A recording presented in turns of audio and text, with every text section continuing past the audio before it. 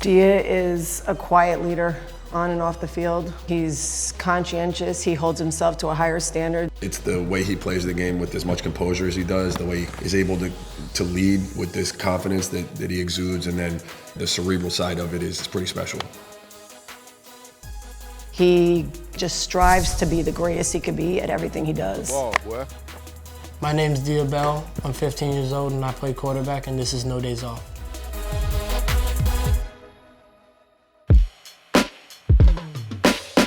I've been around sports since I was like 2 years old, and ever since my grandpa played football, college football for Morehouse University, so it's always been running through the family blood, and my dad's always been interested, but he never really played. He played in the NBA, but I've been asking for football helmets since I was about 2 years old, so really just always been a thing that I've loved to do. Dia was asking for helmets, he was throwing footballs, him and his younger brother would be playing football in the hallway, so it was something that just came kind of natural and organic for him.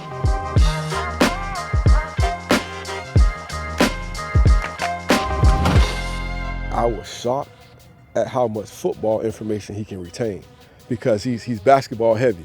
So for him to still have that balance to where he understands basketball but still finds time to put in the studying to understand football as well, it's amazing. My parents always told me when I was younger, and still to this day, to just keep your head down, stay in your lane and work. And that'll get you as far as you need to go.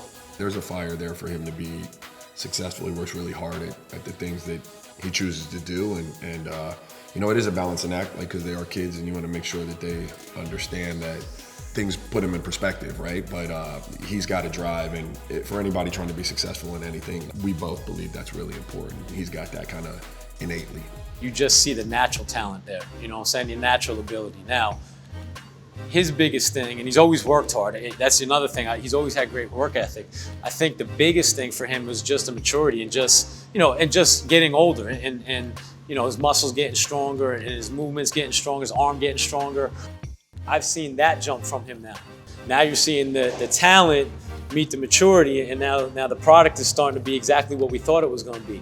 I think the next biggest thing, especially at the quarterback position, because it's tough. He was the backup quarterback last year. From a kid who was a backup, that's a great, phenomenal athlete, now having a chance to see it from a different lens, sitting on the sideline and actually seeing it firsthand without actually being in the live reps, I think it helped him out a little bit more to understand. So now that he walks into the light of a starting quarterback, it's a little bit more easier, because last year he had the opportunity to sit and see it and watch it and actually really get a feel and understanding for what he was looking for. As a quarterback, you can't really be thinking about too much, because when you start to overthink it, that's when everything starts to fly out of your head and you get all anxious and stuff. So you want to practice it to the point where it's almost second nature, so that you can just do it without even thinking. I've been working with Dia for about 2 years now, and just his natural athletic ability has stood out to me. He stepped up and was the man he needed to be, and he's going to continue to grow to be that man. For accuracy, you definitely have to envision where the route's going to be, not really look at the wide receiver during the route. So when I train with my quarterback coach, you really don't want to look at the wide receiver while he's running around. You want to look at the spot that he's going to be at so that you can hit that spot. And if he doesn't get there, then we just got to figure something else out.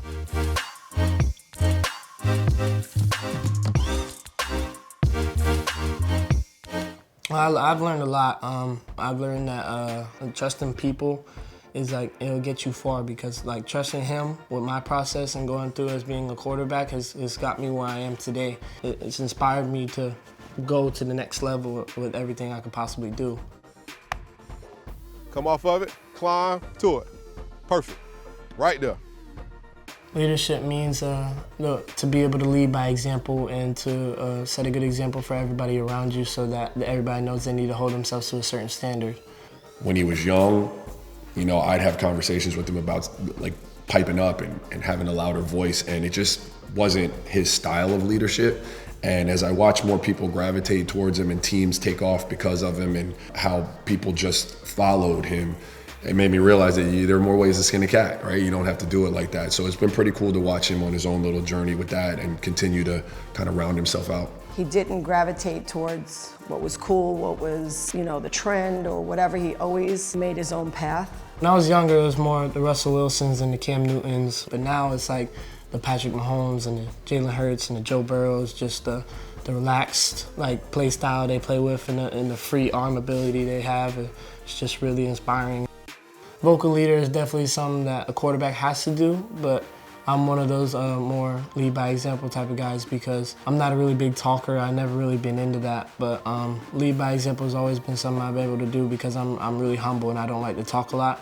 So just me going out there and working hard every day just shows people that they need to be doing the same as well and maybe even working harder than what they've been doing now. Cross to the post. The ball. You're watching No Days Off only on Whistle. Keep watching wherever you stream.